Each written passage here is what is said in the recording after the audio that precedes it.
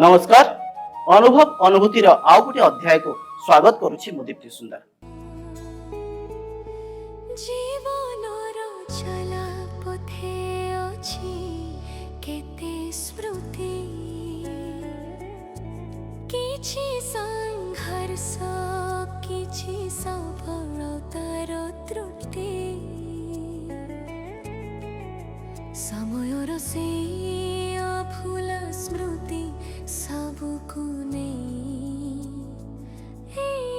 तम अनुभव अनुभूति अनुभव अनुभूति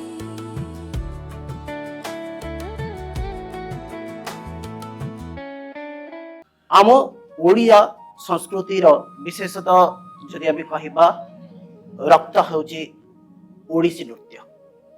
तेबे ओडिसी नृत्य जे केवल गोटे नृत्य नुहे बा अंगमुखी नुहे बा कौन मुद्रार समाहार नुहे, यह होची गोटे साधना।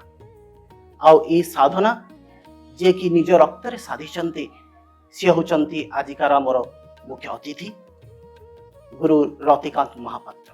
चलंतु स्वागत करिबा। अनुभव अनुभूति अनुभव अनुभूति। गुरुजी आमर स्वतंत्र कार्यक्रम अनुभव अनुभूति को आपन स्वागत करूछि। नमस्कार। तेबे आमर आपनकर पिला दिन विषय रे किछि कहंतु जोथरे कि आपनकर घरे नृत्य सबले चली थाए आ ता सहित मर्दराल बादक थाए। तेबे ए भितरे आपण जो शिशु थारो आपण बड़ हेले ए संबंध रे आपनकर अनुभूति कोन रही छि देखि जणैबे। मु आपनको जीवन में दीटा अनुभूति कहबी। आज्ञा। पिला बेलू घरे तो सब मु देखुतली 24 घंटा 24x7 ओडिसी नृत्य एवं संगीतर साधना चलतिला। ता भीतर निजर पाठ पढ़ा बाबा सागर स्कूल को जाउथि पढ़िया में कटक रे एवं स्कूल आसला परे मु पुनी माने निजर काम सारी की बसी की बाबा को पाखरे नृत्य संगीत देखे सब बेले। पिला बेले गोटे गोटे एक्स्ट्राऑर्डिनरी पावर थाए खाली मोर न प्रत्येक पिला जे ऑब्जर्व करी की सिखिबा। आज्ञा। तो जेहेतु 24x7 होतिला तो सब बेले मु सेठी बसी रहउथिली। किछि जिनस एमति थिला जेमति मर्दल बजीबा मते प्रथम मते फॉर्मल ट्रेनिंग किछि दिया न मु मो बाबा को देखि देखि कि से केमि बजौछंती मु बजेबा आरंभ करथि। से भले नृत्य भी आरंभ करथि। एति बट्टू दशावतार मोहना पल्लवी से सब गुडा के बाबा एते रिपीटेडली कराती क्लास रे माने एकदम क्लीन करी के सिखाती। तो को बसी बसी देखि नोरा को मन रही। अच्छा। तो somehow पिला बेले ना गोटे मन रे आसे यार मु तो बजी पाउची नाची पाउची somehow went into my mind। तो सेटा मो मां तक जानि पाले बाबा को कहले टिके पुओ को देखो काना से टिके भूल रास्ता रे जीवा को आरंभ कलानी। तो बाबा से तो बुझी पारी कि ताकर रशिया जीवार देला मु हेतु को तृतीय चतुर्थ श्रेणी रे पढुथि। हठात दिने कहले अरे तू कौन बाजा बाजा बजौछ पुरा ना देखि बजेली ना मु कहले आज मोर मूड नाही। से तो मते जणा नथिला जे केउचण महापात्र को व्यक्तित्व ताकर औरा कोन तो ताको पुओ दिली ना मु फुली आज्ञा। नाही आज मोर मूड नाही परे बजेबा हां निके बजा देखिबा कोन अच्छा हो बजेली। तो बजला को से बजेले धेई तेरे किटी तक ना तेरे किटी तक तेई तेरे किटी तक नाम एटा जोटा प्रथम हस्त साधना करा जाय। आज्ञा। तो प्रथमटा बजे देली द्वितीय स्पीड को जतले गला टाणी मोटरी बजे देली तृतीय और चतुर्थ स्पीड जतले गला मो बजे पालेनी। मते कहले तू कोन खेलुछ मंत्र को बजे पानु बोले आज मोर मूड ने परे बजे अच्छा ठीक जा छोड़ दे। आज्ञा। नेक्स्ट डे जैसे रशिया बाहर जीवा में मत गोटे इलेक्ट्रॉनिक घड़ी देथिल कहले घड़ी रे 10 मिनिट स्टॉप वॉच लगेबू काली जो गोलटा बजेथिलु से गोलटा 10 मिनिट सकाळे 10 मिनिट संध्याळे 10 मिनिट बजे तू तो होमवर्क करिवु हस्ताक्षर लिखिवु एटा तो मैं आगोटे एडिशनल होमवर्क पूरा खाऊ कहले किंतु मु फेरिला पर्यंत प्रत्येक दिन बंद हबन बाजी हो। अच्छा। तो गोटे स्पीड रे बजे बोला ବାବା ଗଲେ ତେଣୁ ମୋତେ ଗୋଟେ ରେସ୍ପନ୍ସିବୁଲ୍ ଦିଆହେଇଥିଲା ଯେତେବେଳେ ବାଧ୍ୟ କରିବା ପାଇଁ ଆଉ ତ କିଛି କହିହେବନି ତେଣୁ ଜବରଦସ୍ତି ସକାଳେ ସନ୍ଧ୍ୟାବେଳେ ବସିକି ସେ ଷ୍ଟପ୍ ୱାଚ୍ଟାକୁ ରଖି 10 ମିନିଟ୍ ଆରମ୍ଭ ହେଲା ବଜେଇବା ଆରମ୍ଭ ହେଲା ଯୋଉଠି 10 ମିନିଟ୍ ହେଲା ସରିଲା ସେଇଠି ବାଜିଆ ଗୋଟେ ମୁଁ ଉଠିକି ପଳାଏ ବୋଉ ତାକୁ ସାଜେଇକି ରଖନ୍ତି କିନ୍ତୁ ମୋ ବାବା 1.5 ମାସ ରହିଲେ ବାହାରେ କିନ୍ତୁ ସେ 1.5 ମାସ ଯାକ ଯେମିତି ବାବା କହିଥିଲେ ଯେମିତି ମାନେ ହସ୍ତାକ୍ଷର ଯେମିତି ଲେଖାଯାଏ ଆଜ୍ଞା ରାମ ଗୋଟିଏ ଭଲ ଭଲ ପିଲା ପିଲା ଆଜ୍ଞା ତ ଲାଇନଟା ନହେଲେ ବି କଣ ମାନେ ଜଲ୍ଦି ହବ ବୋଲି ରାମ ରାମ ରାମ ରାମ ଗୋଟିଏ ଗୋଟିଏ ଗୋଟିଏ ଇଏ ଗୋଟେ ବଢିଆ ସହଜ ତରିକା ଥିଲା ଠିକ ଆଜ୍ଞା ତ ସେଇଭଳିଆ ହସ୍ତାକ୍ଷର ଲେଖି ଯେହେତୁ ବାବା କହିଥିଲେ 10 ମିନିଟ୍ ବଜେଇବୁ ବଜେଇକି ଜଲ୍ଦି ଉଠୁ ମାନେ ମୁକ୍ତି ମିଳିବ ଯାଇ ପୁଣି ଖେଳ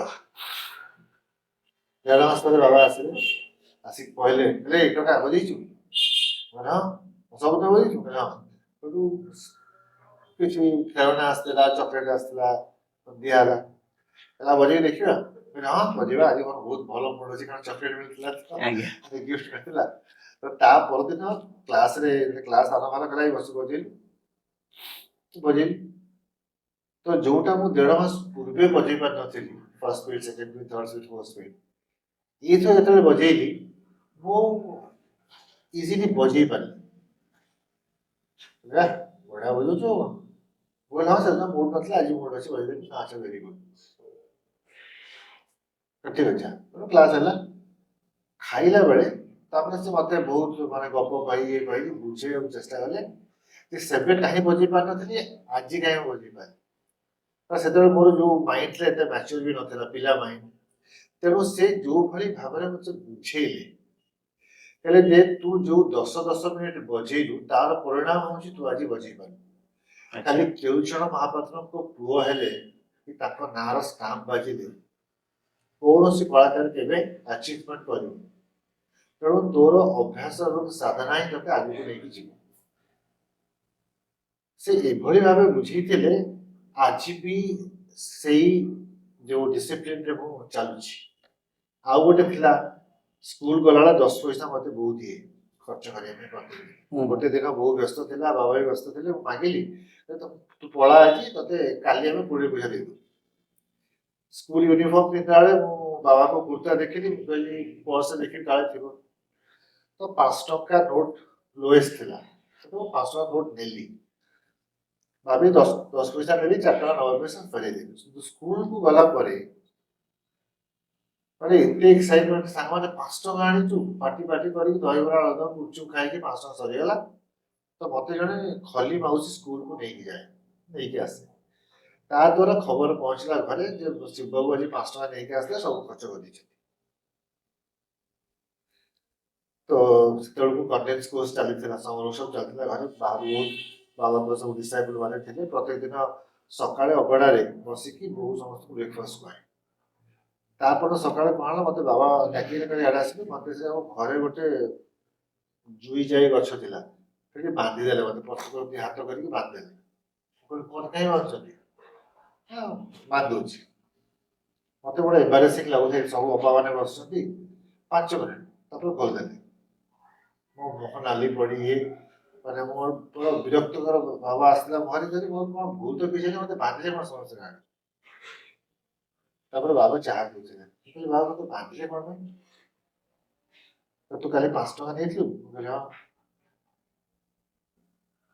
ତୁ 5 ଟଙ୍କା ନେଲୁ କୌଣସି ଆପତ୍ତି ନାହିଁ ଖାଇଦେଲୁ ଠିକ ଅଛି କିନ୍ତୁ ଯୋଉ ତରିକାରେ ତୁ ନେଲୁ ନ କହିକି ନବା ମାନେ ସେଟା ହଉଛି ଚୋରି ତାର ଦଣ୍ଡ ସ୍ୱରୂପ ତତେ ମୁଁ 5 ମିନିଟ୍ ବାନ୍ଧିଲି ମୁଁ ଏବେ ଏମିତି କହିଦଉଛି କିନ୍ତୁ ସେ ମତେ ଅଧଘଣ୍ଟା ନେଇଥିଲେ ବୁଝେଇବା ପାଇଁ ଚୋରି ସେଥିପାଇଁ ଦଣ୍ଡ ଦେଲେ ଏବଂ ଦିଟା ଯାକର ଜଷ୍ଟିଫିକେସନ କଣ ସେ ମତେ ବୁଝେଇଥିଲେ ଆଜି ବି ମୋର ମନେ ଅଛି ତେଣୁ ମୋ ପିଲାବେଳର ଏଇ ଦିଟା ଇନସିଡେଣ୍ଟ ଆଜି ବି ମତେ ଠିକ ରାସ୍ତାରେ ଯିବା ପାଇଁ ମତେ ଗାଇଡ ଏବଂ ତାକୁ ହିଁ ବେସ୍ କରିକି ମୋ ଜୀବନ ଆରମ୍ଭ ହେଇଛି ପୁରା ଡିସିପ୍ଲିନ ୱେରେ ମୁଁ ମୋର ବାବା ଗୁରୁଙ୍କ ପାଖରେ ଶିଖିଛି ଏବଂ ସେ ମୁଁ ତାଙ୍କ ପୁଅ ବୋଲି ଯେ ମତେ ସେ ସବୁବେଳେ ଆଗରେ ରଖିବେ କେବେ କରିନାହାନ୍ତି ମତେ ସେ ଅନ୍ୟମାନଙ୍କ ଭଳି ଷ୍ଟୁଡେଣ୍ଟ ମାନଙ୍କ ଭଳି ହିଁ କ୍ଲାସରେ ବିହେଭ କରନ୍ତି କିଛି ଇମ୍ପୋର୍ଟାନ୍ସ ଦିଅନ୍ତିନି କୌଣସି ଡାନ୍ସ ଡ୍ରାମା ଯଦି କିଛି ରୋଲ ଆସେ ବି ସେମିତି କିଛି ନାହିଁ ସାଇଡ୍ ରୋଲ ଦିଅନ୍ତି ଆମମାନଙ୍କ ସାହସ ବି ନଥିଲା ପଚାରିବାକୁ ଯେ ଆପଣ କାହିଁକି କରୁନାହାନ୍ତି। ଆଜିକାଲି ତ ସମୟ ବଦଳିଗଲାଣି, ଛାତ୍ରମାନେ ତ ପଚାରୁଛନ୍ତି ଆଜ୍ଞା କାହିଁକି ଆପଣ ଏମିତି କରୁଛନ୍ତି। ସେତେବେଳକୁ ତ ଆମମାନଙ୍କ ସାହସ ବି ନଥିଲା। ଏବଂ ସେ ଯୋଉ ସମୟ ଅନୁସାରେ ଏବଂ ଯୋଉ ଭଳି ଭାବେ ସିଏ ମତେ ତିଆରି କରିଛନ୍ତି, ଖାଲି ମତେ ନୁହଁ ମୋ ସାଙ୍ଗରେ ଶିଖୁଥିବା ମୋର ସିନିୟର ମାନେ ମୋର ସମସାମୟିକ ଛାତ୍ରଛାତ୍ରୀ ମାନେ ସମସ୍ତଙ୍କୁ ସେ ଗୋଟିଏ ଶିକ୍ଷା ଦେଇଛନ୍ତି। ଏବଂ ସବୁବେଳେ ସେ ନାଚ ଏବଂ ସଙ୍ଗୀତ ଛଡା ଆମର ନିଜ ଜୀବନରେ ବି ବହୁତ କଣ୍ଟ୍ରିବ୍ୟୁଟ କରିଛନ୍ତି ଯେ ଆମେ ଜଣେ ଭଲ ମଣିଷ ହେଇପାରୁ। ରଘୁଚରଣ ମହାପାତ୍ର ଜଣେ ତ ଭଲ କଳାକାର ଥିଲେ ଏବଂ ବହୁତ ଉଚ୍ଚକୋଟୀର ଜଣେ ମଣିଷ ଥିଲେ। ତେଣୁ ସେଇ ଦୁଇଟା ଗୁଣ ଆମେ କିଛି ମାତ୍ରାରେ ପାଇଛୁ ସାର୍ଙ୍କଠୁ। ତେଣୁ ସେଇଟା ହିଁ ଆମ ଜୀବନରୁ ପାଇଛୁ, ତାକୁ ନେଇ ଆମେ ଆଗିଛୁ। ନିଶ୍ଚୟ। ତେବେ ଆପଣଙ୍କର ମା ଶ୍ରୀମତୀ ଲକ୍ଷ୍ମୀପ୍ରିୟା ମହାପାତ୍ର ସେ ମଧ୍ୟ ଜଣେ ଥିଲେ ନୃତ୍ୟାଙ୍ଗନା, ଆଉ ତା ସହିତ ସେ ଜଣେ ଥିଲେ ଓଡ଼ିଶୀର ପ୍ରଥମ ଷ୍ଟେଜ ପରଫର୍ମର। ଆଜ୍ଞା। ତେବେ ତାଙ୍କ ସମ୍ବନ୍ଧରେ କିଛି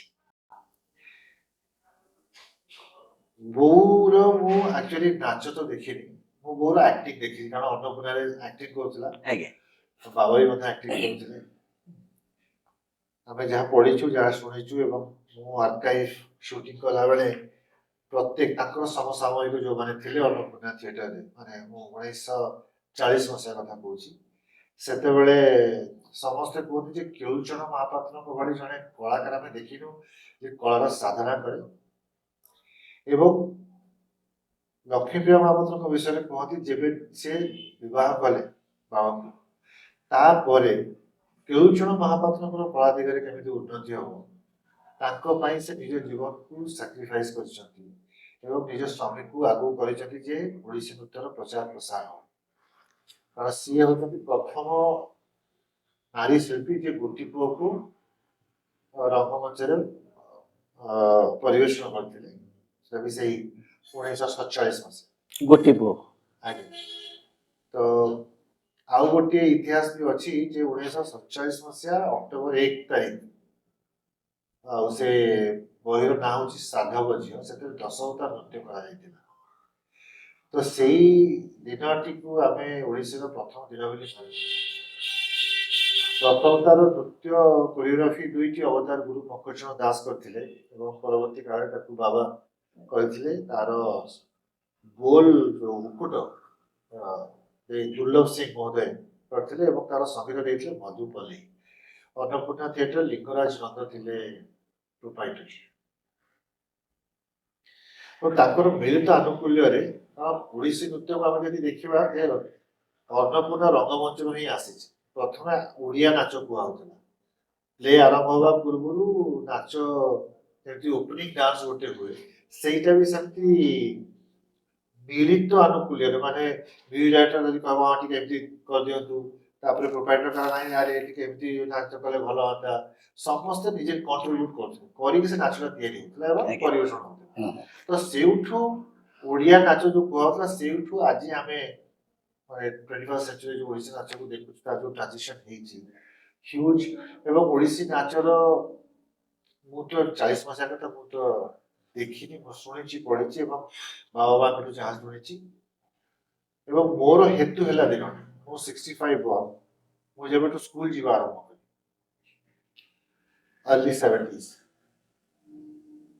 ତ ସେତେବେଳେ 70ରେ ଓଡ଼ିଶୀର ରୂପରେଖ ଗୋଟେ ଭିନ୍ନ ଥିଲା।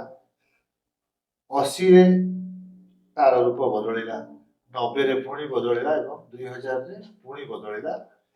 ୟାର ଯୋଉ ପରିବର୍ତ୍ତନଶୀଳ ହେଇକି ଯାଇଛି ଓଡ଼ିଶୀ ନୃତ୍ୟ 2004 ମସିହା ପର୍ଯ୍ୟନ୍ତ, ବାବାଙ୍କ ଦେହାନ୍ତ ପର୍ଯ୍ୟନ୍ତ କନଷ୍ଟାଣ୍ଟ ଇଭଲ୍ୟୁସନ ହେଇକି ଯାଇଛି। କାରଣ ମୁଁ ତ ଓଡ଼ିଶୀ ନାଚ, ମୁଁ ଜନ୍ମ ହେଲା ବେଳକୁ ଓଡ଼ିଶୀ ନାଚ ଅଲରେଡି ହେଇସାରିଥିଲା, କିନ୍ତୁ 70 ମସିହାରୁ 2004 ମସିହା ପର୍ଯ୍ୟନ୍ତ ମୁଁ ମୋ ନିଜ ଗୁରୁଙ୍କୁ ଦେଖିଛି, ବାବାଙ୍କୁ ଦେଖିଛି ଏବଂ ତାଙ୍କ ସାଙ୍ଗରେ ଆମେ ଓଡ଼ିଶୀ ନୃତ୍ୟ ଯେମିତି ଆଉ ଦୁଇଟି ମାନେ ସ୍ତମ୍ଭ ଆମେ କହୁଛୁ, ଗୁରୁ ପଙ୍କଜଚରଣ ଦାସ, ଗୁରୁ ଦେବପ୍ରସାଦ ଦାସ। ପିଲାବେଳୁ ମୁଁ ଏଇ ତିନି ଗୁରୁଙ୍କୁ ଦେଖିଛି, ସେ କୋଉ ଭଳି ଭାବରେ ଓଡ଼ିଶୀ ପାଇଁ ତାଙ୍କ ଜୀବନକୁ ସମର୍ପିତ କରିଛନ୍ତି ଏବଂ ଓଡ଼ିଶୀ ନାଚକୁ କେମିତି ତାକୁ ଆଗକୁ ବଢେଇଛନ୍ତି ଏବଂ ସେ ନିଜେ ବି କେମିତି ଆଗକୁ ବଢିଛନ୍ତି। ମୁଁ ଗୋଟେ ବହୁତ ଛୋଟ ଆଜ୍ଞା आई विटनेस देखिछि ଏବଂ ବିଶେଷ କରି ମୋ ବାବା କାରଣ ସେତେବେଳେ 70 ମସିହାରେ ଓଡ଼ିଶୀ ନାଚ କରିବା ମାନେ କୌଣସି ସମ୍ଭ୍ରାନ୍ତ ପରିବାରରେ ଗୋଟେ ବହୁତ ବଡ଼ ପ୍ରଶ୍ନବାଚକ ଥିଲା। ନାଚକୁ ବହୁତ ଛୋଟ ନଜରରେ ଦେଖୁଥିଲେ ଏବଂ ସେହି ପରିସ୍ଥିତିରେ ମୋ ମା ବାପା ଏବଂ ଅନ୍ୟ ଗୁରୁମାନେ ଘର ଘର ବୁଲି ଟ୍ୟୁସନ କରି ଓଡ଼ିଶୀ ନାଚର ପ୍ରଚାର ପ୍ରସାର କରିଛନ୍ତି ଯେଉଁଥିପାଇଁ ଆମେ ସମସ୍ତେ ଆଜି ନିଜ ଜୀବିକା ଅର୍ଜନ କରିପାରୁଛୁ। ମୁଁ ତ ଏହା କହିବି ଆମେ ସବୁ ମାନେ ଯେତେ ଛାତ୍ରଛାତ୍ରୀ ଅଛନ୍ତି ଗୁରୁ ଗୋବିନ୍ଦ ମହାପାତ୍ରଙ୍କର ଏବଂ ଆମେ ଯୋଉଠି ଆମ ନୃତ୍ୟ ସଙ୍ଗୀତ ପରିବେଷଣ କରୁଛୁ ଏବଂ ନିଜର ଜୀବିକା ଅର୍ଜନ କରୁଛୁ ମାନେ everything we owe to our guru ମାନେ ତାଙ୍କର ଦାନା ଆମେ ଖାଉଛୁ। ହୁଏତ ଆମକୁ ତାଙ୍କ ଆଶୀର୍ବାଦରୁ କିଛି ନାଁ ମିଳିଛି କିଛି ଆଚିଭମେଣ୍ଟ ମିଳିଛି କିନ୍ତୁ ସବୁଗୁଡ଼ିକ ତାଙ୍କର ଦାନ। ପରିଶ୍ରମ ପାଇଁ ତାଙ୍କର ନିଶ୍ଚୟ। ଦାନ ଏବଂ ସେଇ ଯୋଉ ରାସ୍ତା ଦେଖେଇକି ଯାଇଛନ୍ତି ଆମକୁ ମାନେ ଗୋଟେ ଅସାଧ୍ୟ ରାସ୍ତା ତାକୁ ସହଜ ଭେଦିବା ସମ୍ଭବ ନୁହଁ କିନ୍ତୁ ସମର୍ପଣ ଭାବ ନେଇକି ତାଙ୍କ ପ୍ରତି ଶ୍ରଦ୍ଧା ସମ୍ମାନ ନେଇକି ସେ ଯୋଉ ନାଚ ତିଆରି କରିକି ଯାଇଛନ୍ତି ତା ଆଗରେ ନତମସ୍ତକ ହେଇକି ଆମେ ଆମର କର୍ତ୍ତବ୍ୟ କରି ଚାଲିଛୁ ନୃତ୍ୟ ସଙ୍ଗୀତର ସାଧନା କରୁଛୁ ଏବଂ ଆଗକୁ ବି ସେମିତି କରୁଛୁ ଏବଂ ଆଶା କରୁଛି ଯେ ମୋ ସମସାମୟିକ ମାନେ ବି ସେଇଭଳି ଚିନ୍ତାଧାରାରେ ସେମାନେ ବଞ୍ଚୁଛନ୍ତି ଏବଂ ଯୋଉ ପିଲାମାନଙ୍କୁ ସେମାନେ ତିଆରି କରୁଛନ୍ତି ଯୋଉମାନେ ମୋର ଛାତ୍ରଛାତ୍ରୀ ମାନେ ଯୋଉମାନଙ୍କ ସାଙ୍ଗେ ମୁଁ କାମ କରୁଛି ଆଶା କରୁଛି ସେମାନେ ଆଗକୁ ବି ସେଇ ପରମ୍ପରାକୁ ସେଇ ସତ୍ପଥରେ ନେଇଛି। ମୁଁ ଆଗରୁ ଶ୍ରୀଯୁକ୍ତ ଗୁରୁ କାଳୁଚରଣ ମହାପାତ୍ର ସେ ଆପଣଙ୍କର ଗୁରୁ ବି ଥିଲେ ବାପା ବି ଥିଲେ ତେବେ ପୁଅ ହିସାବରେ ଆପଣ ତ ନିଶ୍ଚୟ ଗର୍ବିତ କିନ୍ତୁ ଯେତେବେଳେ ସେ ଆପଣଙ୍କୁ ଶିଖାନ୍ତି ସେତେବେଳେ ସେ ଜଣେ ଷ୍ଟ୍ରିଟ୍ ଗୁରୁ ଥିଲେ ନା ସ୍ନେହୀ ବାପା ଥିଲେ? ସେ ଜଣେ ଏମିତି ବ୍ୟକ୍ତି ଥିଲେ ତାଙ୍କ ପାଖରେ ଯୋଉ ଦିଟା ଭୂମିକା ଥିଲା ପିତା ଏବଂ ଗୁରୁର ସେ ବହୁତ ଭଲ ଭାବରେ ସେ ଦିଟାକୁ ଅଲଗା କରିପାରୁଥିଲେ। ଶିଖେଇଲା ବେଳେ ଜଣେ ଗୁରୁ ଏବଂ କ୍ଲାସ୍ ବାହାରେ ଜଣେ ସ୍ନେହୀ ପିତା। ମୁଁ ଯେମିତି ଆଗରୁ କହିସାରିଛି ଯେ ସେ ପୁଅ ଭଳି କୌଣସି ଇମ୍ପୋର୍ଟାନ୍ସ ଦେଇନାହାନ୍ତି କ୍ଲାସରେ ଛାତ୍ର ଭଳିଆ ଯୋଉଠି ଜାଗା ଅଛି ଛିଡ଼ା ହୁଅ ନାଚ ଶିଖ ଯେମିତି ସେ ଅନ୍ୟକୁ ଶିଖଉଥିଲେ ମୋତେ ବି ସେମିତି ଶିଖଉଥିଲେ ଏବଂ ସେଇଟା ହୁଏତ ସେ ଉଚିତ କରିଛନ୍ତି ଯେ କିଛି ଇମ୍ପୋର୍ଟାନ୍ସ ଦେଇନାହାନ୍ତି ଯେହେତୁ ଦେଇନଥିଲେ ତେଣୁ ସେ ଯୋଉ ଇଚ୍ଛା ଥିଲା ମନରେ ନାହିଁ ସେ ଯାହା କ'ଣ କରୁଛନ୍ତି ଦେଖିକି ଶିଖିବାକୁ ପଡ଼ିବ ତେଣୁ ସେଇଟା ଆଜି କାମ ଦେଉଛି। ଯଦି ସେ ମାନେ ଅତି ସ୍ନେହ ଶ୍ରଦ୍ଧା ଲକ୍ଜରିୟସ୍ ରେ ମୋତେ ଶିଖେଇଥାନ୍ତି ତାହେଲେ ହୁଏତ ମୁଁ ଆଜି ବୋଧେ ୟାର ସଙ୍ଗୀତ ଏବଂ ନୃତ୍ୟର ଅର୍ଥ ବୁଝିନଥାନ୍ତି। ତେଣୁ ସେ ମୋତେ କୌଣସି ଇମ୍ପୋର୍ଟାନ୍ସ ଦେଇନାହାନ୍ତି ବହୁତ ଭଲ କରିଛନ୍ତି ଏବଂ ଜଣେ ବାପା ଭଳି ବି ବହୁତ ସ୍ନେହ କରୁଥିଲେ। ମୋର ମନେ ଅଛି ମୋ ଦେହ ଖରାପ ଥିଲା ପାଖାପାଖି 2 ସପ୍ତାହ ଉପରେ ମୁଁ ପୁରା ବେଡ୍ ରିଡନ୍ ଥିଲି ମାନେ ମୁଁ ଚାଲିପାରୁନଥିଲି ସେତେବେଳକୁ ମାନେ ଯୋଉ ହୁକୱାର୍ମ ହେଇକି ଗ୍ୟାସ୍ ପ୍ରୋବ୍ଲେମ୍ ହେଇଥିଲା ମାନେ ମୁଁ ସିଧା ହେଇକି ବି ବସିପାରୁନଥିଲି ତ ସେ 15-20 ଦିନ 24/7 ସେ ମୋ ପାଖରେ ରହିଛନ୍ତି ଖୁଆଇଛନ୍ତି ଗୋଡ଼ ଚିପି ଦେଇଛନ୍ତି ମୁଣ୍ଡ ଚିପି ଦେଇଛନ୍ତି ଆମ କଟକ ଘରେ ଉପରେ ମୋର ଗୋଟେ ରୁମ୍ ଥିଲା ସେଇ ରୁମ୍ରେ ସେ ମୋତେ ଶୁଆଇକି ସେ ପାଖରେ ନିଜେ ତକିଆ ଧରିକି ଶୁଅନ୍ତି ରାତିରେ ଯେତେବେଳେ ଉଠିକି କୁହେ ଯେ ଆପଣ ଶୋଉନାହାନ୍ତି ହଁ ତୁ ଶୋ ମୁଁ ଶୋଇବି ଔଷଧ ଟାଇମ୍ରେ ଦେବା ମୁଣ୍ଡ ଚିପି ଦେବା ଗୋଡ଼ ଚିପି ଦେବା ହସି ଦେବା ମାନେ ଏତେ କେୟାର ନେଇଛନ୍ତି ଯେ ଆଜି ଯେତେବେଳେ ସେ ମାନେ ବହୁତ ଗୁଡ଼ା ଜିନିଷ ଏମିତି ଅଛି ଯେ ଆଜି ଯେତେବେଳେ ସେ ନାହାନ୍ତି ତାଙ୍କ ବର୍ତ୍ତମାନରେ ଯେତେବେଳେ ଆମେ ତାଙ୍କ ବିଷୟରେ ଭାବୁଛୁ ବିଶେଷ କରି ମୁଁ ଯେତେବେଳେ ଭାବୁଛି ବାବାଙ୍କ ବିଷୟରେ ମୋ ବୋଉ ବିଷୟରେ ତ ସେମାନେ ତ ନାହାନ୍ତି ତେଣୁ ତାଙ୍କର ଯେଉଁ ସ୍ମୃତି ଅଛି ମୋ ପାଖରେ ସେ ସ୍ମୃତିକୁ ନେଇକି ବଞ୍ଚିବା କଥା ସେ ସ୍ମୃତିକୁ ପାଥେୟ କରିକି ଭଲ ମଣିଷ ହେବାକୁ ଚେଷ୍ଟା କରିବ ବାବା ସବୁବେଳେ କୁହନ୍ତି ଶିବୁ ଗୋଟେ ଭଲ ପୁଅ ହବ ନିଶ୍ଚିତ। ସେଇ ଯୋଉ ସବୁବେଳେ ସେ ଚାହୁଁଥିଲେ ମୁଁ ତାଙ୍କର ଭଲ ପୁଅ ହୁଏ ବୋଲି। ଚେଷ୍ଟା କରୁଛି ଆଜି ବି ମୁଁ ତାଙ୍କର ଭଲ ପୁଅ ହେବାକୁ, କିନ୍ତୁ ହେଇପାରିଛି କି ନାହିଁ ମୁଁ ଜାଣିନି। ତେଣୁ ସବୁବେଳେ ଚେଷ୍ଟା କରୁଛି। ତେଣୁ ଦୁଇଟା ଯାକ ଭୂମିକାରେ ସେ ବହୁତ ଭଲ ଥିଲେ ଏବଂ ଭଲ ଭାବରେ ସେ ବୁଝିଥିଲେ ଯେ ତାଙ୍କର କର୍ତ୍ତବ୍ୟ ଜଣେ ପିତା ହିସାବରେ ଏବଂ ଜଣେ ଗୁରୁ ହିସାବରେ କେବେ ସେ ତାକୁ ମିଶେଇ ନାହାନ୍ତି। ମିଶେଇ ନାହାନ୍ତି। ତ ଆପଣଙ୍କର ପିଲାଦିନର କୌଣସି ମଜାଦାର କଥା ଯୋଉଟା କି ଆପଣଙ୍କ ସ୍ମୃତିରେ ଅଛି? ମଜାଦାର କଥା ତ ଦିଟା ମୁଁ ଆପଣଙ୍କୁ କହିଲି, ବଟ୍ ତା ଛଡ଼ା ମୁଁ ଯୋଉ ପରିବେଶରେ ବଢ଼ିଛି, ପିଲାବେଳେ ଆକ୍ଚୁଆଲି ପିଲାମାନେ ଖେଳିବା କଥା, ସାଙ୍ଗସାଥିମାନଙ୍କ ସାଙ୍ଗରେ ବୁଲିବା କଥା, କିନ୍ତୁ ମୁଁ ଗୋଟେ ଏମିତି ପିଲା ଯେ ବଡ଼ ବ୍ଲେସ୍ଡ କହିବି। ଓଡ଼ିଶୀ ନାଚର ଯୋଉମାନେ ହୁଜୁ, ଯୋଉମାନଙ୍କ ପାଇଁ ଓଡ଼ିଶୀ ନାଚ ଓ ସଙ୍ଗୀତ ତିଆରି ହେଇଛି, କେଳୁଚରଣ ମହାପାତ୍ର, ପଣ୍ଡିତ ଭୁବନେଶ୍ୱର ମିଶ୍ର, ପଣ୍ଡିତ ରଘୁନାଥ ପାଣିଗ୍ରାହୀ, ପଣ୍ଡିତ ରାଖାଲ ମହାନ୍ତି, ରାଖାଲ ଚନ୍ଦ୍ର ମହାନ୍ତି, ଶ୍ରୀମତୀ ସଂଯୁକ୍ତା ପାଣିଗ୍ରାହୀ, ଏଇ ଯୋଉ ଦିଗ୍ଗଜ ମାନଙ୍କ ମାନେ ସେ ଚାରିପଟେ ଥିଲେ, ମୁଁ ମଝିରେ ଥିଲି। ଏଇଭଳି ମୋ ପିଲାବେଳଟା ତାଙ୍କ ସାଙ୍ଗରେ କଟିଛି। ପାଠ ପଢ଼େ ଏବଂ ସ୍କୁଲ ଛୁଟି ମିଳିଲେ ତାଙ୍କ ସାଙ୍ଗରେ ପ୍ରୋଗ୍ରାମ କରିବା ପାଇଁ ଯାଏ। ପ୍ରୋଗ୍ରାମ ଇନ୍ ଦ ସେନ୍ସ କ'ଣ, ବାବା ମଦଳ ବଜାନ୍ତି, ମୁଁ ତାଙ୍କ ସାଙ୍ଗରେ ଗିନି ବଜାଏ। ଆଚ୍ଛା। ତେଣୁ ବହୁତ ଟୁର୍ କରିଛି। ଫାର୍ଷ୍ଟ ଗିନି ବଜାଉଥିଲି, ତାପରେ ମଦଳ ବଜେଇଲି, ତାପରେ ତାଙ୍କ ସାଙ୍ଗରେ ନାଚିଲି, ତାପରେ ତାଙ୍କ ସାଙ୍ଗରେ ସମ୍ପୂର୍ଣ୍ଣ ଗୋଟେ କଳାକାର ହେଇକି ମୁଁ ବୁଲିଲି। ମୁଁ ବିଶେଷ କରିକି ସଞ୍ଜୁ ନାନୀଙ୍କ ସାଙ୍ଗରେ, ସଂଯୁକ୍ତା ପାଣିଗ୍ରାହୀଙ୍କ ସାଙ୍ଗରେ ପୃଥିବୀରେ ବହୁତ ଦେଶରେ ମୁଁ ତାଙ୍କ ସାଙ୍ଗରେ ବୁଲିଛି, ତାଙ୍କ ସାଙ୍ଗରେ ନୃତ୍ୟ ପରିବେଷଣ କରିଛି। ମୋର ମନେ ଅଛି ଯେ ଥରେ ଫ୍ରାନ୍ସ ଯିବାର ଥିଲା, ଲେଟ୍ 80s। ବାବା ଯାଇପାରିଲେନି, କ'ଣ ତାଙ୍କର କାମ ଥିଲା, ଓଡ଼ିଶୀ ଗବେଷଣା କେନ୍ଦ୍ର ତାଙ୍କର ସୁଟିଂ ଥିଲା। ସିଏ ସେଠୁ କହିଲେ, ଆରେ ସଞ୍ଜୁ ତୁ ଶିବୁ ଯଦି ଚଳେଇ ପାରିବ ତୁ ଶିବୁକୁ ନେଇଯା। ସେଠୁ କହିଲା ଆଚ୍ଛା ହଉ, ମୁଁ ଶିବୁକୁ ନେଇଯିବି। ଫ୍ରାନ୍ସରେ 3 ୱିକ୍ର ଟୁର୍ ଥିଲା। 3 ୱିକ୍ ଟୁର୍ ଭିତରେ ପାଖାପାଖି 12ଟା ନା 14ଟା ପ୍ରୋଗ୍ରାମ ଥିଲା। ଆଉ ସଞ୍ଜୁ ନାନୀ ଯେତେବେଳେ ପରଫର୍ମ କରନ୍ତି, ମାନେ ସେତେବେଳକୁ ସେ ଯୋଉ ସୋଲୋ ନାଚୁଥିଲେ 2.5 ଘଣ୍ଟାର ପରଫର୍ମାନ୍ସ ଦିଅନ୍ତି। ଆଚ୍ଛା। 2.5 ଘଣ୍ଟାର ପରଫର୍ମାନ୍ସ ମାନେ ନିହାତି 7-8ଟା ଆଇଟମ୍। ଏତେ ସମୟ ଧରି ସେ ନାଚି ପାରନ୍ତି। ଏବଂ ତାଙ୍କ ସାଙ୍ଗରେ ମୁଁ ଯାଇଥିଲି ଟୁର୍ କରିବା ପାଇଁ। ଗୋଟେ ଅର୍ଦ୍ଧନାରୀଶ୍ୱର ସାର୍ଙ୍କ ପାଇଁ, ସଞ୍ଜୁ ନାନୀଙ୍କ ପାଇଁ ବାବା ତିଆରି କରିଥିଲେ ଏବଂ ଯୁଗ୍ମ ନୃତ୍ୟ କଲେ, ସେଇଟା ମୋର ବହୁତ ଫେଭରେଟ୍ ଆଇଟମ୍। ତ ଆମେ କଲୁ, ପ୍ରୋଗ୍ରାମ କଲୁ, ସେଇଟା ମୋର ଗୋଟେ ବହୁତ ବଡ଼ ସ୍ମୃତି ସଞ୍ଜୁ ନାନୀଙ୍କ ସାଙ୍ଗରେ। ଫେରିଲା ପରେ ସଞ୍ଜୁ ନାନୀ ବାବାଙ୍କୁ କହିଲେ ସାର୍ ଆପଣଙ୍କର ଆଉ ଦରକାର ନାହିଁ, ଶିବୁ ଚଳେଇଦେବ ଏଥର କାମ। ସେଠୁ ବାବା କହିଲେ ହଁ ନିହାତି ଭଲ କଥା। ଏବଂ ମୋର ସବୁଠୁ ଭଲ, ମୋର ପିଲାଦିନର ଯୋଉ ଭଲ କଥା ଭୁବନେଶ୍ୱର ମିଶ୍ରଙ୍କ ସାଙ୍ଗରେ ଅଛି। ମତେ ମଜା ଲାଗେ, ଆଜି ଯେତେବେଳେ ମନେ ପଡୁଛି ସାର୍ଙ୍କ କଥା, ଯେ ଆମେ କାନାଡା ଯାଇଥିଲୁ ଟୁର୍ରେ। ମେନକା ଠକ୍କରଙ୍କର ପ୍ରୋଗ୍ରାମରେ ଆମେ ଯାଇଥିଲୁ।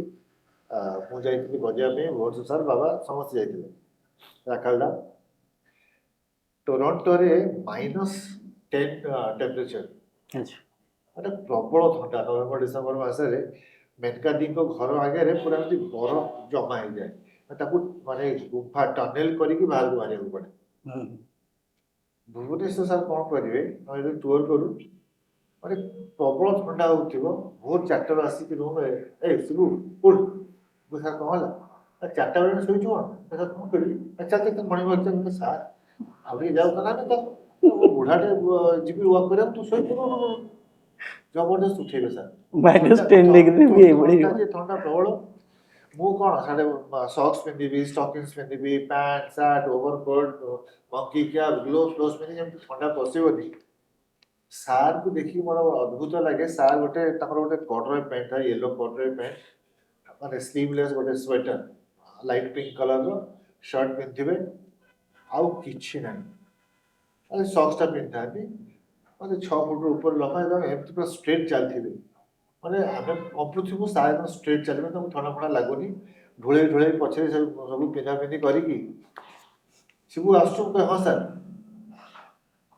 ସେଠୁ ସାର୍ ତାର କୋଉଠି ଥିବ କଫି ସପ୍ ଥିବ ଏଠି କହିବେ ଚାଲ କଫି ପିଇବା ଇଏ କରି ତ ସେଇଟା ଗୋଟେ ଆଉ ଗୋଟେ ଯେହେତୁ ରାଖାଲଦା ପଣ୍ଡିତ ରାଖାଲଚନ୍ଦ୍ର ମହାନ୍ତି ସିଏ ବହୁତ ଭଲ ପାଆନ୍ତି ଆମେ ଯେତେବେଳେ ଯାଉ କାରଣ ମୋର ପାଳି ଥିଲା ଯେ ଲୁଗା ଇସ୍ତ୍ରୀ କରିବା ବାବାଙ୍କର ମୁଁ ମୋ ନିଜର କରେ ଆଉ ରାଖାଲରେ ତାଙ୍କ ଲୁଗା ଆଣିକି ଦେବୁ କସିବୁ କଦେ କରେ ଭୋର ସାର ଆସି କସିବୁ ଗୋଟେ କରିଦେଲି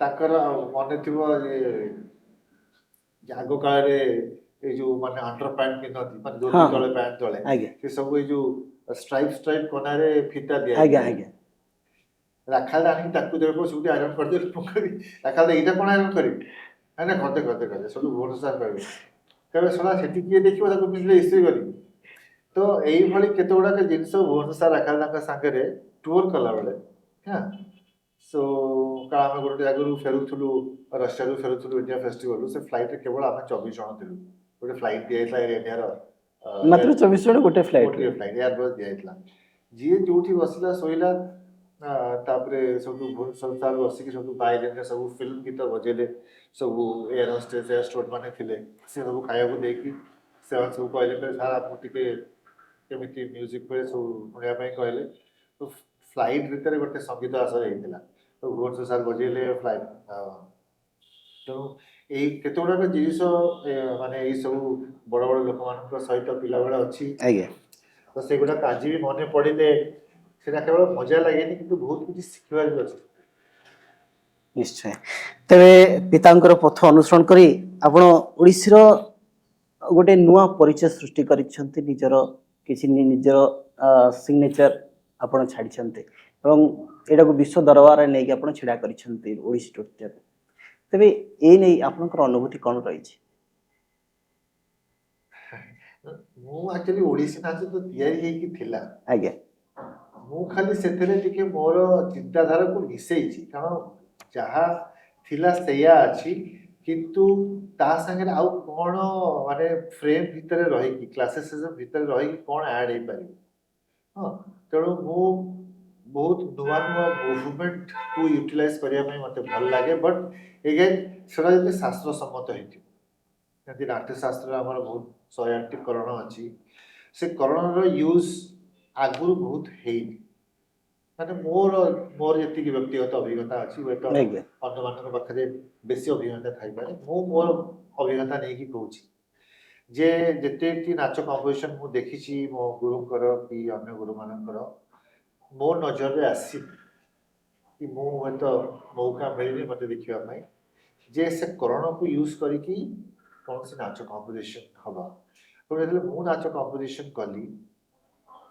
ତ ମୁଁ ସେଇ କରଣ ଗୁଡ଼ାକୁ ୟୁଜ୍ କରିକି ଏବଂ ମୁଁ ଥରେ ଆଜି ଗୋଟେ ଆଇଟମ୍ କଲି କାଲି ଆଉ ଗୋଟେ ଆଇଟମ୍ କରୁଛି ପହରଦିନ ଆଉ ଗୋଟେ ଆଇଟମ୍ କରୁଛି ତିଆରି କରିବା ପାଇଁ ଆଜ୍ଞା ଚେଷ୍ଟା କରୁଛି ମୁଁ ସବୁବେଳେ ଚେଷ୍ଟା କରେ ଯେ ଆଜି ଯୋଉଟା କରିଛି କାଲି ଯୋଉଟା କରିବି ସେ କାଲିଟା ଆଜିଠାରୁ ଭିନ୍ନ ହେଇଥିବ ତା ଛଡ଼ା ଅବଜର୍ଭ କରିବା ବାହାରେ ବୁଲୁଛୁ ଆମେ କଣ୍ଟେମ୍ପୋରାରୀ ବାଲେ ଦେଖୁଛୁ କ୍ରିଏଟିଭ୍ ଡାନ୍ସ ଦେଖୁଛୁ ବଡ଼ ବଡ଼ ଆର୍ଟିଷ୍ଟମାନଙ୍କ ସାଙ୍ଗେ ମିଶିବା ପାଇଁ ମାନେ ୱାର୍କସପ୍ କରିବା ପାଇଁ ବି ଚାନ୍ସ ମିଳୁଛି ଅପରଚୁନିଟିଜ୍ ମିଳୁଛି ଏବଂ ସେଥିରୁ ବି ବହୁତ ଶିଖିବା ପାଇଁ ମିଳୁଛି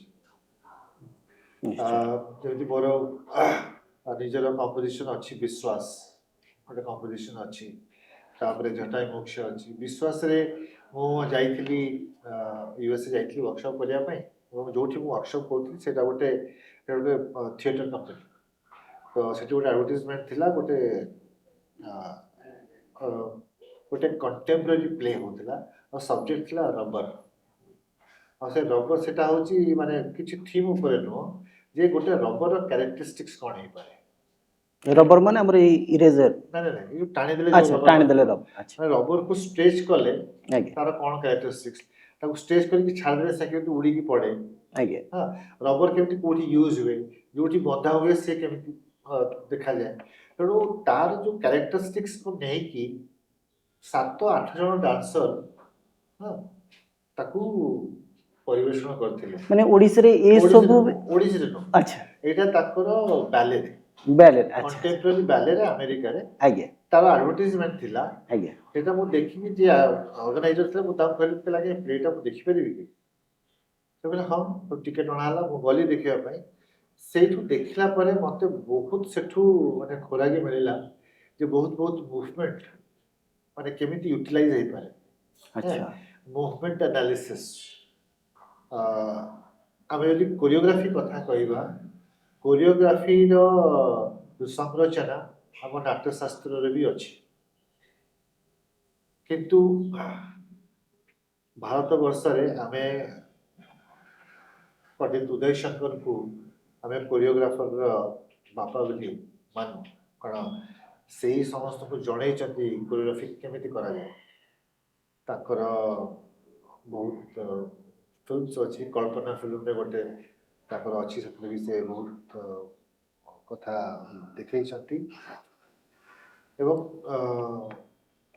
ମୋର ଯେହେତୁ ଇଣ୍ଟରେଷ୍ଟ ଥିଲା କୋରିଓଗ୍ରାଫି କରିବା ପାଇଁ ତେଣୁ ମୁଁ ସେ ତା ବିଷୟରେ ପଢ଼ିଲି ଜାଣିଲି ଏବଂ କୋରିଓଗ୍ରାଫି ବଡ଼ ବଡ଼ କୋରିଓଗ୍ରାଫର ମାନଙ୍କ ସାଙ୍ଗରେ ମୁଁ ଇଣ୍ଟରାକ୍ସନ୍ସ କରିଛି ତାଙ୍କ ସାଙ୍ଗରେ କାମ କରିଛି ତାପରେ ସଞ୍ଜନାନୀ ଥିଲାବେଳେ ଉଜ୍ଜୟିନୀ ବାର୍ମାଙ୍କ ସାଙ୍ଗରେ ଡେନମାର୍କରେ ତାଙ୍କ ସାଙ୍ଗରେ ଆମେ ବହୁତ ୱାର୍କସପ୍ କରିଛୁ ତେଣୁ ସେଇଟା ବି ମୋ ପାଇଁ ଗୋଟେ ବହୁତ ଆଇ ଓପନର ଥିଲା ଏବଂ ଯାହା ବି ମୋର ଏକ୍ସପିରିଏନ୍ସ ଥିଲା ହଁ ଏବଂ ବାବାଙ୍କ ଦେହାନ୍ତ ପରେ ଯେତେବେଳେ ମୁଁ ନିଜେ ମୋର କାର୍ଯ୍ୟକ୍ରମ ଆରମ୍ଭ କଲି କାରଣ ବାବା ଥିଲା ପର୍ଯ୍ୟନ୍ତ ସବୁବେଳେ ମୋତେ କୁହନ୍ତି ବାବା କୁହନ୍ତି ତୁ ନିଜେ ଏବେ କିଛି କୋରିଓଗ୍ରାଫି କର ମୁଁ ଦେଖିବି ସେତେବେଳେ ମୋତେ ଲାଗିଲା ଯେ ବର୍ତ୍ତମାନ ମୋର କାମ ହେଉଛି ଶିଖିବା ଦେଖିବା ବର୍ତ୍ତମାନ ମୁଁ ଯଦି କିଛି ତିଆରି କରିବା ପାଇଁ ଚେଷ୍ଟା କରୁଛି ତାହେଲେ ମୁଁ ମୋର ଶିଖିବା ପଥରୁ ହଟିଛି ତେଣୁ ଦୁର୍ଭାଗ୍ୟବଶତଃ ହଠାତ୍ ଗୋଟେ ଦିନେ ବାବାଙ୍କର ଦେହାନ୍ତ ହେଲା ଆମେ କେହି ଏକ୍ସପେକ୍ଟ କରିନଥିଲୁ 2004 ମସିହାରେ ଏପ୍ରିଲ ମାସ 7 ତାରିଖରେ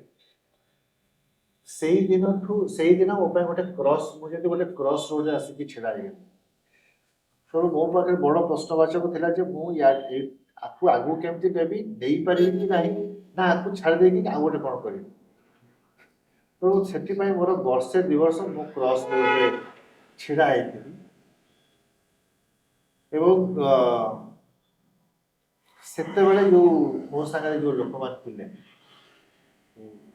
4-5 ଜଣ ଲୋକମାନେ ଥିଲେ ସେ ମୋ ଛାଇକୁ ବି ତଳେ ପଡ଼ିବାକୁ ଦେଇନାହାନ୍ତି ମୋତେ ସବୁବେଳେ ପ୍ରୋଟେକ୍ଟ କରି ରଖିଥିଲେ ମୁଁ କେମିତି ଭୁଲ ରାସ୍ତାକୁ ନଯାଏ ମାନେ ନାଚ ସଙ୍ଗୀତ ଛାଡ଼ିକି ଆଉ କୁଆଡ଼େ ନଯାଏ ସେଥିରୁ ଜଣେ ହେଉଛନ୍ତି ଜୟଦେବ ଦାସ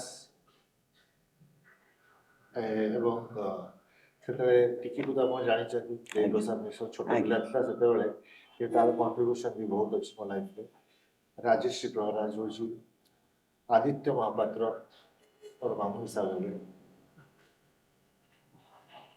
ତେଣୁ ଏଇ କେତେ ଜଣ ଲୋକ ଏବଂ ବାବାଙ୍କର 2 ଜଣ ସିନିୟର ଶିଷ୍ୟା ଦକ୍ଷିଣ ମସୁବାଲା ଏବଂ ମାଧବୀ ମଠକର ମୁଁ ଯେତେବେଳେ କ୍ରସ୍ ରୋଡରେ ଛିଡ଼ା ହେଇଥିଲି ଏବଂ ମୁଁ ଖୋଜୁଥିଲି ଯେ କ'ଣ ରାସ୍ତା ଆମ ପାଇଁ ଏବଂ ଏଇ ଲୋକମାନେ ମୋତେ ବହୁତ ସପୋର୍ଟ କରିଛନ୍ତି ଏବଂ ତାଙ୍କର ନିଜ ନିଜର ଯେଉଁ ଅବଦାନ ଅଛି ତାଙ୍କ ସକ୍ଷମତା ଅନୁଯାୟୀ ସେମାନେ ମୋତେ ପ୍ରୋଟେକ୍ଟ କରିଛନ୍ତି ଭଲ ପାଇବା ଦେଇଛନ୍ତି ରାସ୍ତା ଦେଖେଇଛନ୍ତି ମୋ ସାଙ୍ଗେ ରାତି ଅନିଦ୍ରା ହେଇଛନ୍ତି ମୋ ସାଙ୍ଗରେ ଭୋକିଲା ରହିଛନ୍ତି ହଁ କିନ୍ତୁ ମୋତେ କୌଣସି ଅଲଗା ରାସ୍ତାରେ ଯିବା ପାଇଁ ଦେଇନାହାନ୍ତି ଛାଡ଼ି ନାହାନ୍ତି ଯେଉଁଥିପାଇଁ ହୁଏତ ଆଜି ମୁଁ ଏଇ ଲାଇନରେ ଏତେ ବାଟ ଆସିପାରିଛି ଏବଂ ମୋର ଫର୍ଷ୍ଟ ବାବାଙ୍କୁ ଗଲା ପରେ ଯେଉଁ କୋରିଓଗ୍ରାଫି ସେଇଟା ମୁଁ କାଳିଦାସଙ୍କର ଋତୁ ସଂହାର ବର୍ଷା ଉପରେ କରିଥିଲି ଏବଂ ତା ପଛରେ ବି ବହୁତ ଲମ୍ବା ଷ୍ଟୋରି ଅଛି ସମୟ ନାହିଁ କିନ୍ତୁ ସେଇଟାକୁ ବହୁତ ମନ ଦେଇକି ତିଆରି କରିଥିଲି ଜଣେ ନୃତ୍ୟଶିଳ୍ପୀଙ୍କ ପାଇଁ କାରଣ ସେ ନୃତ୍ୟଶିଳ୍ପୀ ମୋତେ ବହୁତ ଅଣ୍ଡରଏଷ୍ଟିମେଟ୍ କରିଥିଲେ ମୁଁ କରିପାରିବି କି ନାହିଁ କିନ୍ତୁ ମୁଁ କରିଥିଲି ସେ ନୃତ୍ୟଶିଳ୍ପୀ ତାକୁ କଲେ ତାଙ୍କର ବି ନାଁ ହେଲା ମୋର ବି ନାଁ ହେଲା କିନ୍ତୁ ଆଜି ମୁଁ ଯେତେବେଳେ ସେଇଟାକୁ ଆନାଲାଇଜ୍ କରୁଛି ସେତେବେଳେ ସେ ଯେଉଁ ଅଣ୍ଡରଏଷ୍ଟିମେଟ୍ କରିଥିଲେ ସେ ମାନେ ସେ ଅଣ୍ଡରଏଷ୍ଟିମେଟ୍ଟା ହୁଏତ ମୋ ମନରେ ଗୋଟେ ଜିଦି ଦେଇଥିଲା ନାଇଁ ମୁଁ କରିବି ଭଲ କରିବି ଯେମିତି ଏଇଟା ମୋ ଲାଇଫ୍ରେ ମାଇଲଷ୍ଟୋନ୍ ହେଇଯିବ ଆଣ୍ଡ ଆକ୍ଚୁଆଲି ସେଇଟା ମୋ ଲାଇଫ୍ରେ ମାଇଲଷ୍ଟୋନ୍ ହେଇଯାଇଥିଲା ତେଣୁ ସେ ନୃତ୍ୟଶିଳ୍ପୀଙ୍କୁ ବି ମୁଁ ଧନ୍ୟବାଦ ଦେଉଛି ତାଙ୍କ ପ୍ରତି କୃତଜ୍ଞତା ଜ୍ଞାପନ କରୁଛି ଏବଂ ମୋ ସମସ୍ତ ବ୍ୟକ୍ତିମାନଙ୍କୁ ଯିଏ ମୋତେ ମୋର ସେ ଗୋଟେ କ'ଣ ସେଟା ଗୋଟେ ଡିଫିକଲ୍ଟ ଟାଇମ୍ସରେ ଯେଉଁମାନେ ମୋତେ ସାଥ ଦେଇଛନ୍ତି ଏବଂ ଓଡ଼ିଶୀ ନାଚ ପାଇଁ କିଛି କଣ୍ଟ୍ରିବ୍ୟୁଟ୍ କରିବା ପାଇଁ ଏ ପର୍ଯ୍ୟନ୍ତ ମୋତେ ନେଇକି ଆସିବା ପାଇଁ ସାହାଯ୍ୟ କରିଛନ୍ତି ତ ମୁଁ ସେମାନଙ୍କୁ ଆକ୍ଚୁଆଲି ନମନ କରୁଛି ନମସ୍କାର କରୁଛି ଏବଂ ସେଇଭଳି ଭାବରେ ଅବଜର୍ଭ କରିବି ଏବଂ କିଛି ନୂଆ କରିବି ଯୋଉଟା କି ବାବାଙ୍କର ଯାହା ସେ ଯୋଉ ଲିଗାସି ତିଆରି କରିକି ଯାଇଛନ୍ତି ତାଠୁ ତ ଅଧିକା କେହି ହୁଏତ କରିପାରିବେନି, କିନ୍ତୁ ଅଧିକା କରିବା ପାଇଁ ନ ବି ଚାହିଁଲେ ସେଥିରେ କିଛି ଆଡ୍ କରିବା ପାଇଁ ମୁଁ ଚେଷ୍ଟା କରିଛି। କେତେ ଦୂର ସଫଳ ହେଇଛି କି ହେଇନି ସେଇଟା ମୁଁ କହିପାରିବିନି, ସେଇଟା ଯୋଉମାନେ ଦର୍ଶକ ମାନେ, ଯୋଉମାନେ ବନ୍ଧୁମାନେ, ଯୋଉମାନେ ଛାତ୍ରଛାତ୍ରୀମାନେ ଅଛନ୍ତି ସେମାନେ କହିପାରିବେ। ଏବଂ ଗୁରୁଙ୍କ ଆଶୀର୍ବାଦରୁ, ଭଗବାନଙ୍କ ଆଶୀର୍ବାଦରୁ ଯେତିକି ବି ଟିକେ ଆଚିଭମେଣ୍ଟ ମିଳିଛି ଜୀବନରେ, ମୁଁ ସେ ସମସ୍ତକୁ ମୁଁ ମୋର ଗୁରୁଙ୍କୁ ଏବଂ ମୋର କଳା ସଂସ୍କୃତିକୁ ମୁଁ ସମର୍ପଣ କରୁଛି, କାରଣ ଆଗକୁ ବି ମୋତେ ସେଇ ମନୋଭାବ ନେଇକି ପଢ଼ିବାକୁ ଦିଅନ୍ତୁ। ତେବେ ଆପଣ ବିଶ୍ୱରେ ଏଇ ଯୋଉ ଆମର ଓଡ଼ିଶୀ ନୃତ୍ୟ ତାକୁ ଦିଗ ଦିଗନ୍ତ ପର୍ଯ୍ୟନ୍ତ ଆପଣ ତାକୁ ବିସ୍ତାର କରେଇଛନ୍ତି, କିନ୍ତୁ ଯେତେବେଳେ ଆପଣ ବିଦେଶରେ ଯାଇ ୱାର୍କସପ୍ କରନ୍ତି ସେତେବେଳେ ସେମାନଙ୍କୁ ଆପଣଙ୍କୁ ଶିକ୍ଷା ଦେବାର ଶୈଳୀ କିଛି ଭିନ୍ନ ଥାଏ ନା ସେମାନଙ୍କର ଶିଖିବାର ଶୈଳୀ କିଛି ଭିନ୍ନ ଥାଏ? ଏଭଳି କିଛି ଆପଣ ଫେସ୍ ନିଶ୍ଚିତ, କରିଛନ୍ତି? କାରଣ ଆମର ପରମ୍ପରା ଆଉ ସେଠିକା ପରମ୍ପରା ଭିତରେ ବହୁତ ଫରକ। ଆଜ୍ଞା। ହଁ, ତେଣୁ ଶୈଳୀ ତ ବହୁତ ଭିନ୍ନ, କାରଣ ଯେମିତି ସମୟ ଅନୁସାରେ ନିଜକୁ ଢାଳିବାକୁ ପଡ଼ିବ, ତେଣୁ ସେଇ ଅନୁସାରେ ସେଠିକି ଗଲେ ତାକୁ ଭାରତୀୟ ଶାସ୍ତ୍ରୀୟ ନୃତ୍ୟ ସଙ୍ଗୀତ ବିଷୟରେ ବୁଝେଇ ତାଙ୍କ ସାଙ୍ଗରେ କାମ କରିବାଟା ବହୁତ କଷ୍ଟ ଏବଂ ସେମାନେ ବହୁତ ଭଲ ଭାବରେ ଗ୍ରହଣ ବି କରନ୍ତି। ଦିଟା ଜିନିଷ, ଇଜି ଆଉ ବଡ଼ ଚ୍ୟାଲେଞ୍ଜିଂ। ତେଣୁ ଆମେମାନେ ଯେଉଁ ଏଠି ଭାରତବର୍ଷରେ କାମ କରୁଛୁ, କାରଣ ଆଜିକାଲି ତ ସୋସିଆଲ ମିଡ଼ିଆ ହେଇଗଲାଣି, ଇଣ୍ଟରନେଟ୍ ହେଇଗଲାଣି, ତେଣୁ ଆମେ ଏଠି କ'ଣ କାମ କରୁଛୁ ପୁରା ପୃଥିବୀ ସାରା। ଏଠି ଆମେ ସାକ୍ଷୀ ଗୋପାଳରେ କ୍ଲାସ୍ କଲୁ, ତାପରେ ସୋସିଆଲ ମିଡ଼ିଆରେ ଫେସବୁକ୍ରେ ଆସିଲେ ତାକୁ ପୃଥିବୀ ସାରା ଦେଖିଲେ ଆମେ ଏଠି କ୍ଲାସ୍ କରୁଛୁ। ତେଣୁ ସେଇଭଳି ଭାବରେ ଆମେ ଏଠି ଯେଉଁ କାମ କରୁଛୁ ସେ କାମ ଆସ୍ତେ ଆସ୍ତେ ସବୁଆଡ଼େ ପହଞ୍ଚି ଯାଉଛି, ଆଜ୍ଞା, ଥ୍ୟାଙ୍କ୍ସ ଟୁ ସୋସିଆଲ ମିଡ଼ିଆ ଆଉ ଇଣ୍ଟରନେଟ୍। ଏବଂ ସୋସିଆଲ ମିଡ଼ିଆ ଆଉ ଇଣ୍ଟରନେଟ୍ର କିଛି ପଜିଟିଭିଟି ଅଛି, କିଛି ନେଗେଟିଭିଟି ବି ଅଛି। ଆଜ୍ଞା। ତେଣୁ ପଜିଟିଭିଟି ଅନୁସାରେ କଳାର ପ୍ରଚାର ପ୍ରସାର ତ ବହୁତ ଡେଫିନେଟଲି ଭଲ ହେଉଛି ଏବଂ କଳାକାରମାନେ ଯେଉଁମାନେ ଏଠି ଆମ ଭାରତବର୍ଷରେ କାମ କରୁଛନ୍ତି ସେମାନଙ୍କୁ ଲୋକ ଦେଖିପାରୁଛନ୍ତି ବାହାରେ। ସେଇ ମାଧ୍ୟମରେ ମୁଁ ଯାହା ଯାହା କାମ କରୁଛି ସେଇଟା ଲୋକମାନଙ୍କ ପାଖରେ ପହଞ୍ଚୁଛି ଏବଂ ସେମାନେ ଭଲ ପାଉଛନ୍ତି, ତାକୁ ଆଦର କରୁଛନ୍ତି।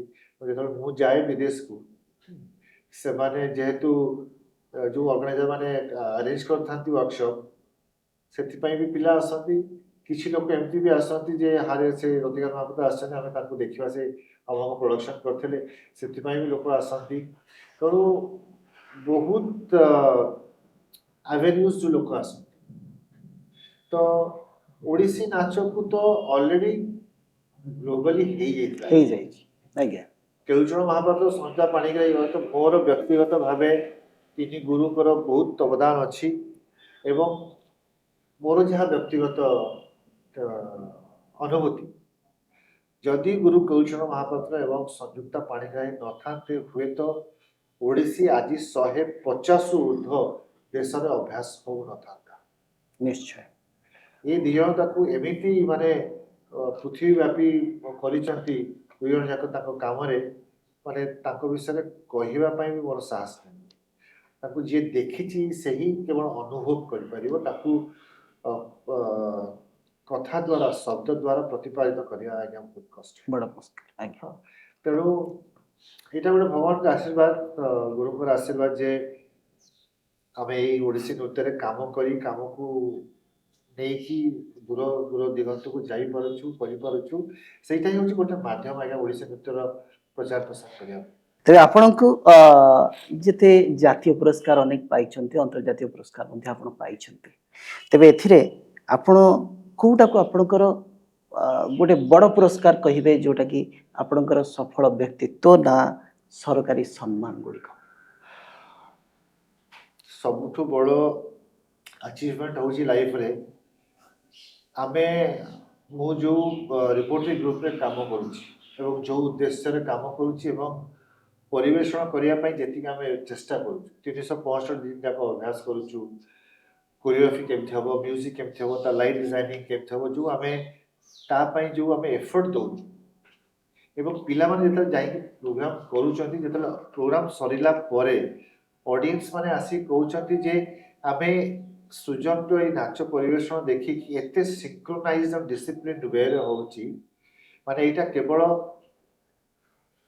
ମାନେ ନିରନ୍ତର ଅଭ୍ୟାସ ଏବଂ ଡେଡିକେସନର ଫଳ ହେଇଥିବ ଯେତେବେଳେ ଏଇଟା ଅଡ଼ିଏନ୍ସ ପାଖରୁ ଆସୁଛି ସେଇଟା ଜଣେ ଆର୍ଟିଷ୍ଟ ହିସାବରେ କୋରିଓଗ୍ରାଫର ବହୁତ ବଡ଼ ହିସାବରେ ଫଳ one of the biggest achievement कौन अवार्ड ठाରୁ ଆଜ୍ଞା ଯଦି ମୁଁ କ'ଣ କରୁଛି ମାନେ ସିନସିୟର ହିସାବ ମାନେ ସିନସିୟରିଟିରେ ସିନସିୟର ହେଇକି କରୁଛି ଏବଂ ସେ ମେସେଜଟା ଯଦି ଲୋକମାନଙ୍କ ପାଖରେ ପହଞ୍ଚୁଛି ଆମ ପରିବେଷଣ ଦ୍ୱାରା ତାଠୁ ବଡ଼ ଆଚିଭମେଣ୍ଟ କ'ଣ ହେଇପାରେ ନିଶ୍ଚୟ ନିଶ୍ଚୟ ତେବେ ଆମେ ଆମର ଶେଷ ପର୍ଯ୍ୟାୟରେ ଆସି ପହଞ୍ଚିଛେ ଗୋଟିଏ ରାପିଡ୍ ଫାୟାର ରାଉଣ୍ଡ ଯେଉଁଥିରେ କି ମୁଁ ଆପଣଙ୍କୁ କିଛି ପ୍ରଶ୍ନ କରିବି ଏବଂ ଆପଣ ତାର उत्तर गुड़िक दुईटी बा गोटे शब्द चेष्टा करिବି निश्चय ओडिसी नृत्य साधना ना सफलता साधना मंच उपरे नृत्य करवा ना शिक्षक शिष्य मान को शिक्षा देवा केउटा अधिक पसंद दुईटी जाक को मदद दुईटी जाक परस्पर परिपूरक आज्ञा तेबे आपनकर प्रिय मुद्रा समर्पण नृत्य ना मर्दल वादक आपण हृदय कोटा बेसी निकटतर थिले दुईटा जाक निकटतर जने नृत्य शिल्पी पाई सबुठार बड़ शत्रु किए अलसपण ना अहंकार प्रथम स्टेज परफॉर्मेंस मन पड़ले क्यों शब्द आपण मन को आसे आउ थरे कहबी समर्पण ओडिसी नृत्यर प्राण किए आपणकर पल्लवी ना अन्य कौन किसी मोर तो एते नॉलेज नहीं ओडिसी ऊपर तबे आपन पाई ओडिसी नृत्यर प्राण होउछंती मो गुरु आ सबुठु ऊपर होउछंती प्रभु जगन्नाथ जहाँ पाखरे सबले समर्पण करी कि हमें घरु बा आज्ञा तो सारा विश्व भ्रमण पर मध्य ओडिसा रे को स्थानटी आपनको बेसी शांति दिए मो जन्मस्थान कटक गुरु कालीचरण महापात्र जने कठोर गुरु ना स्नेही पिता से जने भलो मଣିଷ जीवन सबुठारो बड़ अनुभूति पुरस्कार मिलबा ना शिष्यर गोटे सफलता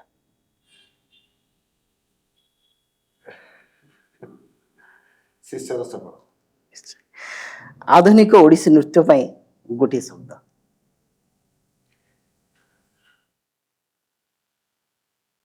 प्रभु जगन्नाथ को पाखरे मनरु समर्पण करी निजर कला को अभ्यास करिवे सेटा ही एकमात्र रास्ता आपन को आगो को नेकी छी उत्सर्गीकृत भाव रहे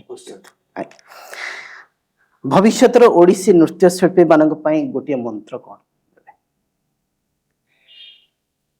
ओडिसी नाच को सिंसियरिटी सहित भल पाइबा एवं समर्पण भाव नहीं कि ताकू परिवेशन कर धन्यवाद तबे दर्शक बंधु आज आमे हमर कार्यक्रम को एठार रखिबा अनुभव अनुभूतिर आउ एक विशेष अध्याय आमे अन्य जणे अतिगत सहित निश्चय भेटिबा आउ किछि नुवा अनुभव आ अनुभूति नै सेही पर्यंत विदाय दियंतु नमस्कार